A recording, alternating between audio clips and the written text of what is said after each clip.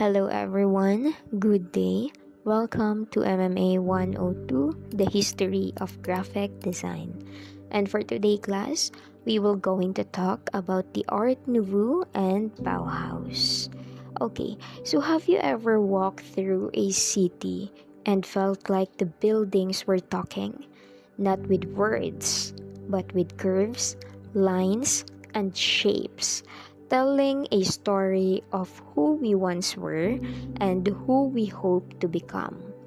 Today, we are diving into two movements that didn't just shape design, they attempted to reshape life itself. And that is Art Nouveau and Bauhaus. Let's start with Art Nouveau. Art Nouveau were emerged in the late 1800s at a moment when industrialization was taking over cities.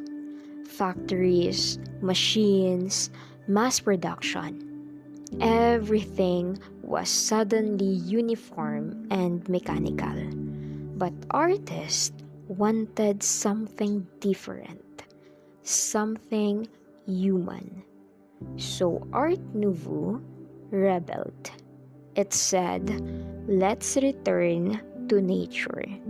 This is why the movement is filled with flowing lines, plant-inspired motifs, and curved forms, and decorative details that almost feel alive. You can see it in Hector Paris metro entrances and Alphonse Mucas posters, in the stained glass of Tiffany. Everything looked organic, like vines, flowers, and waves. Historically, Art Nouveau was also a response to something deeper, a desire to reunite art with everyday life. Furniture, jewelry, wallpaper, posters, everything became an artwork. It wasn't just about decorating a space, it was about transforming how people feel in a space. But as beautiful as it was, Art Nouveau had a problem. It was expensive, handcrafted, and hard to mass produce. And the world was moving too fast. And then came Bauhaus, almost the opposite of Art Nouveau. Bauhaus was born in 1919 in Germany, right after the World War I. The Bauhaus wasn't just a school, it was a complete reimagining of how society could rebuild. Instead of curves, the Bauhaus embraced simplicity, geometry, and function. They believed that design should solve problems, not just decorate.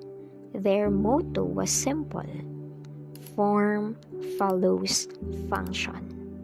If a chair didn't need curves, remove them. If a building didn't need ornament, strip it down. Beauty came from clarity, efficiency, and purpose. Historically, this movement was shaped by economic hardship. People had lost homes, cities were damaged, and the world needed affordable and functional designs. The Bauhaus responded with modular furniture, clean architecture, and usable design for everyone, not just the elites. And ironically, while Art Nouveau struggled with mass production, Bauhaus embraced it. Machines weren't the enemy anymore, they were partners. So how these two movements compare? Art Nouveau was emotion. Bauhaus, on the other hand, was logic. Art Nouveau said, "Let nature guide us." Bauhaus said, "Let efficiency guide us." One romanticized the organic world, while the other one embraced the industrial future. But together, they shape the creative foundation that modern design still stands on. Today, whether you are designing a logo, a website, an app, a room, or even a life, you are using the lessons from both movements. From Art Nouveau, we learn emotion, storytelling, and visual poetry. From Bauhaus, we learn clarity, purpose, and human centered design. And in a world full of screens and noise, these two movements remind us that good design isn't just what you see, it's what you feel, it's what you use, it's what makes life better, easier, and more meaningful. Okay, so that's all for today, class. I hope that you've learned something from our lesson today. Good day, everyone. Bye.